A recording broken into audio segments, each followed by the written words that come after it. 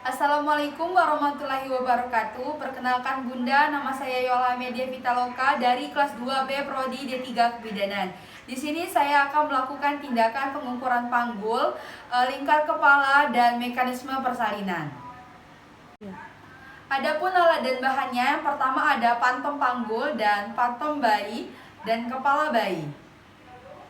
Kemudian dilakukan dalam ruangan tertutup dan pencahayaan yang cukup. Baiklah Bunda, selanjutnya saya akan melakukan pengukuran kepala janin, yang dimana kepala janin ini terdapat dua bagian, yaitu ubun-ubun besar dan ubun-ubun kecil. Ubun-ubun besar terdapat berbentuk segi empat, yaitu fontanetal mayor atau bregmatica. Selanjutnya ada ubun-ubun kecil yang berbentuk segitiga atau disebut juga fontanetal minor. Selanjutnya, kepala janin memiliki beberapa tulang. Yang pertama yaitu ada os parentalis, kemudian ada os frontalis, kemudian ada os temporalis, kemudian ada occipitalis, kemudian ada suboccipitalis. Baiklah, selanjutnya bagian dagu, yaitu terdapat mento. Mento terdapat pada bagian dagu. Dan kemudian ada submento terdapat di bawah dagu. Baiklah, selanjutnya saya akan melakukan pengukuran kepala janin. Kemudian saya akan melakukan pengukuran diameter suboccipitobregmatica dari foramen magnum ke ubun-ubun besar. Ukurannya yaitu 9,5 cm. Selanjutnya saya akan melakukan pengukuran diameter suboccipitofrontalis dari foramen magnum ke pangkal hidung, yaitu panjangnya 11 cm. Kemudian saya akan melakukan pengukuran diameter fronto-occipitalis dari pangkal hidung ke titik yang terjauh pada belakang kepala ke belakang kepala.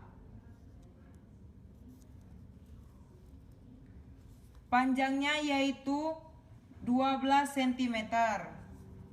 Selanjutnya saya akan melakukan pengukuran diameter mento-occipitalis dari dagu ke titik yang terjauh pada belakang kepala. Panjangnya yaitu 13,5 cm. Kemudian saya akan melakukan pengukuran diameter submento bregmatica dari bawah dagu ke oshioid ubun-ubun besar. Panjangnya yaitu 9,5 cm. Selanjutnya ukuran melintang. Selanjutnya saya akan melakukan pengukuran diameter bitemporalis, jarak yang terbesar antara satura koronia kanan dan kiri. Panjangnya 8 cm. Selanjutnya ukuran lingkaran. Yang pertama itu menghitung sirkumferental suboccipitobregmatica. Yang pertama itu ukur dari foramen magnum ke ubun-ubun besar, kembali lagi ke foramen magnum, yaitu panjangnya 32 cm. Baiklah, selanjutnya saya akan menghitung ukuran sirkumferential fronto-occipitalis lingkar sedang kepala, yaitu dari titik terjauh belakang kepala ke pangkal hidung, kembali lagi ke titik terjauh belakang kepala, yaitu panjangnya 34 cm. Baiklah, yang terakhir akan mengukur sirkumferential mento-occipitalis atau lingkaran besar kepala.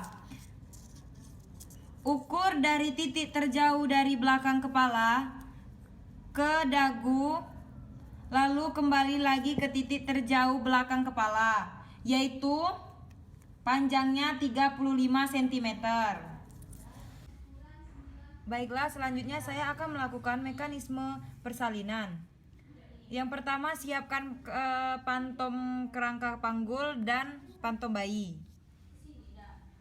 Kemudian persiapan ruangan dalam keadaan tertutup, ruangan dalam keadaan terang atau pencahayaan cukup. Kemudian masuknya kepala pada PAP terjadi dalam keadaan sinklitismus dan asinklitismus posterior dan asinklitismus anterior. Gerakan fleksi dagu mendekati dada sehingga ubun-ubun kecil lebih rendah dari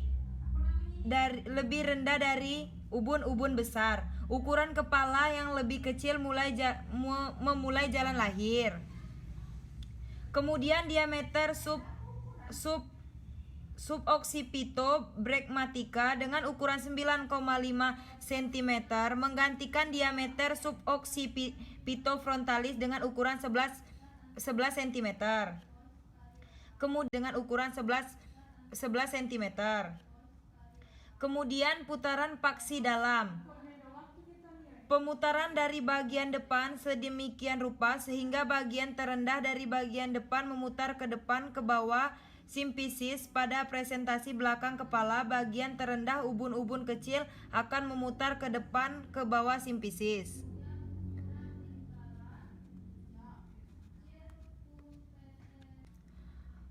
Putaran terjadi setelah kepala sampai di Hodge 3 atau kepala sampai di dasar panggul. Kemudian ekstensi. Gerakan ini terjadi setelah putaran paksi dalam selesai dan harus terjadi sebelum kepala melewati pulpa, dagu bayi menjauh dari dada. Putaran paksi luar, putaran balasan. Tunggu setelah kepala lahir, maka kepala akan memutar kembali searah punggung anak untuk menghilangkan torsi yang leher yang akan terjadi rotasi dalam. Selanjutnya ekspulsi. Segera setelah rotasi luar bahu depan, kelihatan bahwa simfisis menjadi hipomoklion untuk kelahiran bahu belakang. Setelah kelahiran bahu atas, maka terjadilah kelahiran bahu belakang. Selanjutnya anak lahir searah jalan lahir.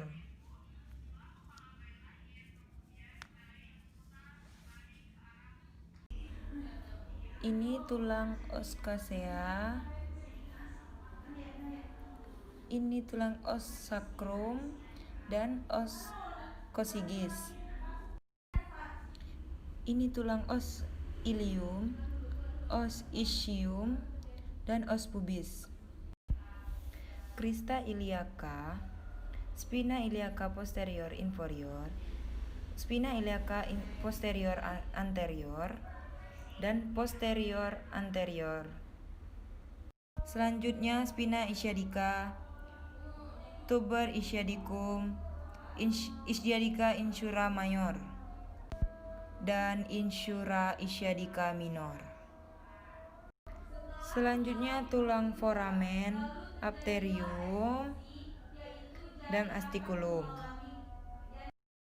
Yang terakhir ada os coccygis, dibagi 4 bagian, biasanya memanjang 1-2 cm.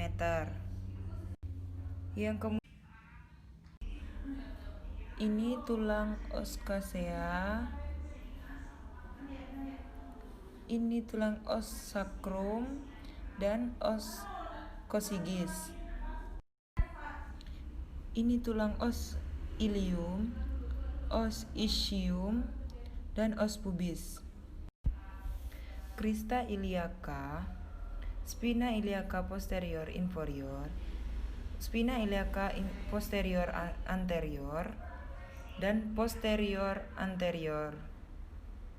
Selanjutnya spina ischiadica, tuber ischiadicum, ischiadica insula mayor, dan insula ischiadica minor. Selanjutnya tulang foramen, arterium, dan asticulum. Yang terakhir ada os coccygeus, dibagi 4 bagian, biasanya memanjang 1-2 cm. Yang kemudian ada tulang ramus superior, ramus inferior, dan symphysis pubis. Baiklah Bunda, mungkin itu saja tindakan yang dapat saya lakukan. Saya Ri, wabillahi taufiq wal hidayah. Wassalamualaikum warahmatullahi wabarakatuh.